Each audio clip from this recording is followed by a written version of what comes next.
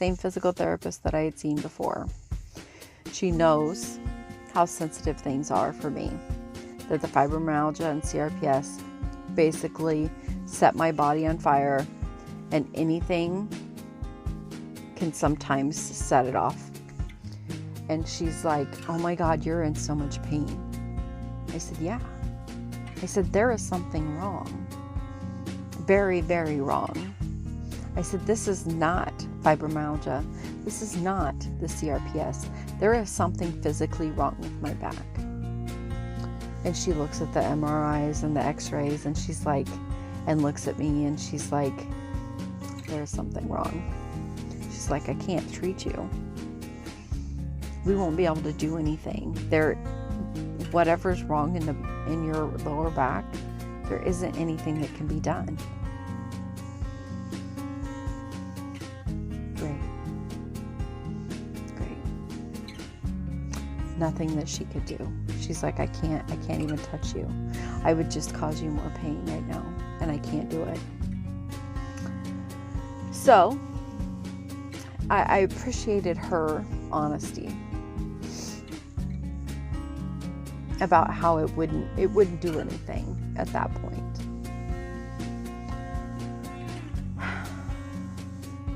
So I took it in my own hands.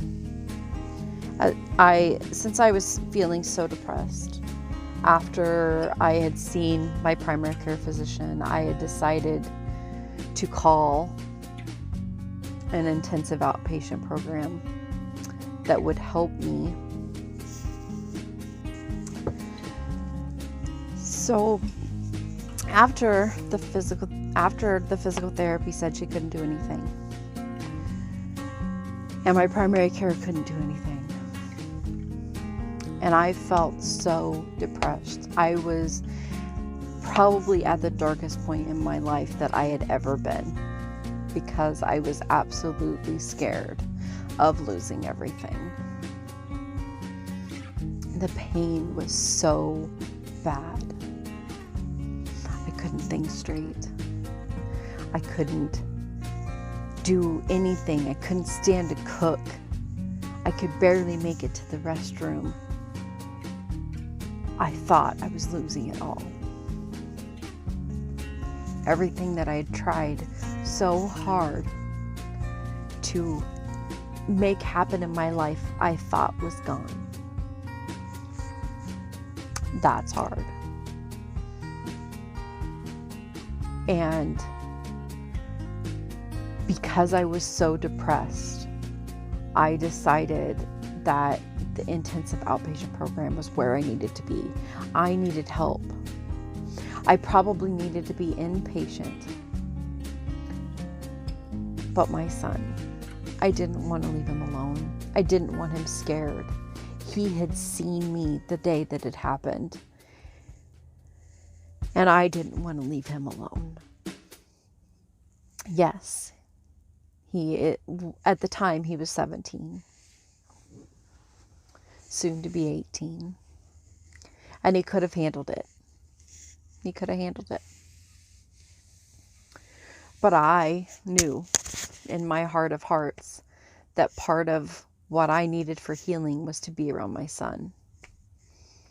He's my rock, my world. Nothing can keep me away from that. And as depressed as I am, or can get, I should say, because right now I'm not, but as depressed as I can get, I know that nothing will actually physically happen because I have my son. I'm just not going to do that to him. Never, ever, ever. That is a decision that I made a long time ago, and that is a decision that I've kept. And so when I went into the outpatient program, I waddled my way with a walking stick up to the program office and said, I need to be seen. And they got me in. I interviewed with the therapist. And they're like, yeah, This is the right place for you. I had been there before, but I needed the help because of the sense of loss of control. I needed to find a way to manage that so that I could function on some level. And so I attended this outpatient therapy program.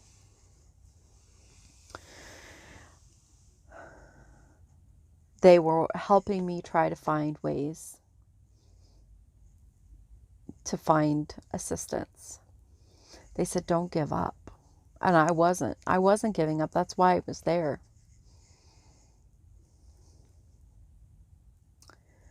I went every day. I walked myself up there with the walking stick. I could have asked for wheelchair assistance, but I didn't. I thought maybe if I do this by myself, that I'll get stronger and it'll get easier. It didn't get easier, but what do? You do it. When it's all you can do, you do it. So I attended this outpatient program, and one of the things that had come to my mind was that the answers that I had received so far weren't enough. And I was waiting forever to get into this pain management person. And then, all the news about COVID was starting to hit. And I was like, okay, I got to do something. It's like, my doctor's not doing anything. Maybe this isn't the right place for me. Maybe I need to reach out to something. Maybe there's really something else going on. Because I reached out to my rheumatologist during all this. And when I reached out to my rheumatologist, he's like, how old do you feel when you get up out of bed? I said, I feel like I'm about 90 years old. 41. And he's like, well, we need to get you on a medication. He's like, I think that there's some decline happening in some of your joints, and we need to get that to stop. And one of the ways that we stop that is by putting you on an immune suppressant drug.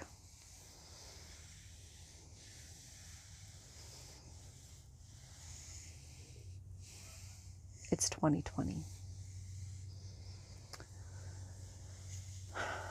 2 weeks after that happened, the news that COVID was in our area happened. And I'm like, I'm sitting here taking an immune suppressant. I'm still in the same pain. Hasn't alleviated it at all. Still can't get into the other pain management guy. My personal primary care physician has basically written me off as nothing that they can do. And I'm like, okay, this isn't enough. This isn't enough. And one of the days after I left the outpatient program, I made a call.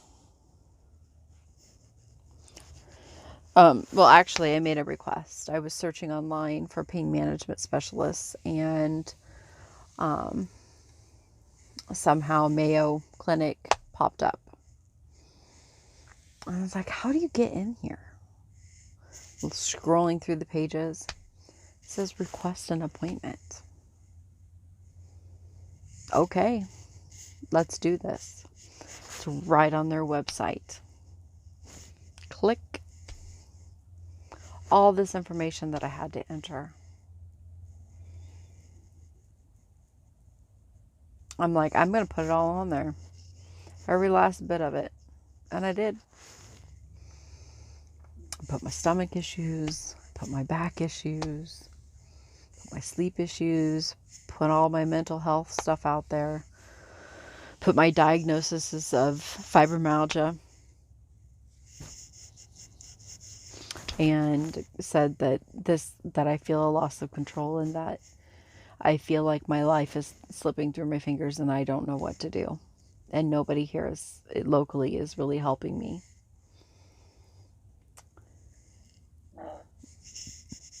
submit. There it went. Didn't know if I'd hear anything about it. Was just taking a chance because I felt like I didn't have any other chances left. So I was going to this outpatient program, which meant that I had stopped working. Thankfully, I have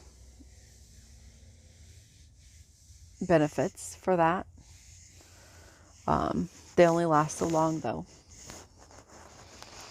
And so February through the middle of March, I was going through this outpatient program. At the end of the outpatient program, they're like, I had already had a planned vacation, and I had decided to go ahead and take it. Of course, this was all before COVID. I was like, I'm just going to go ahead and take it. The therapists and the doctors were like, you need a break. Maybe the warm weather will help. Maybe that will help your back. It will help your mood to be out in the sun and to see something different. Like, you need to go on this vacation. They're like, you don't have to return to work right now. You can return to work when you get back. We can check in with you when you get back. See if you need to continue in the program or whether going back to work is feasible at that time. Okay, I'll go on the vacation.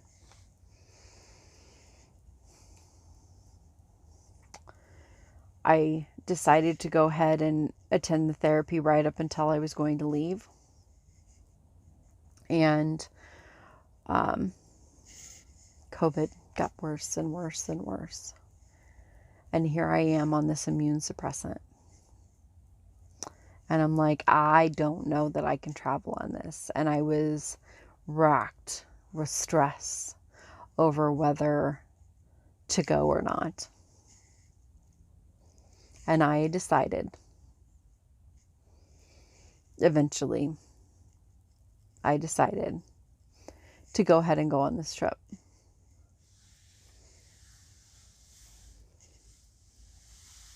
And I was like, I'm just going to go. I'm going to drive. I'm going to go.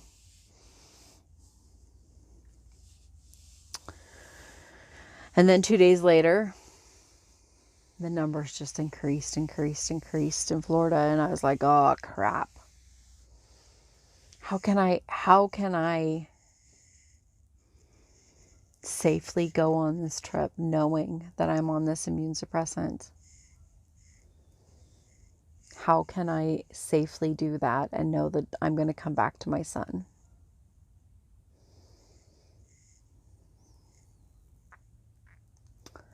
That afternoon, as I was going through that decision-making process, one of the places that I was going to go, which was Disney World, closed. Everything closed. Well, that's a major part of my decision there.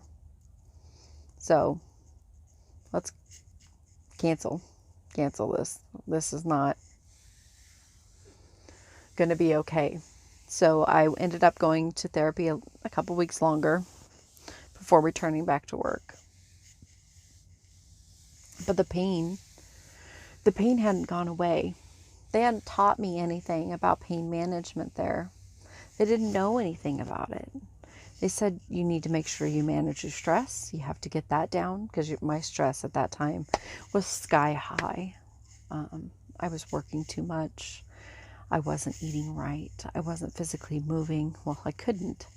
And there was just a lot of things in my routine that was based off of what other people needed and not anything that I needed. And so I finally finished that program and returned back to work with no answers.